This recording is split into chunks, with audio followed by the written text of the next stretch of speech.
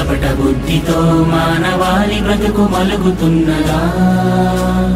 ఏకపాదమై ఉన్న ధర్మమే ఇలా ఇసుక సేతువై కూలుతున్నదా? ఆధరణి కన్నీరు తుడిచేందుకు నీరాకకే వేచరా, ఆసుర రాజ్యాన్ని అణిచేందుకు సాయాన్ని కోరిందిరా.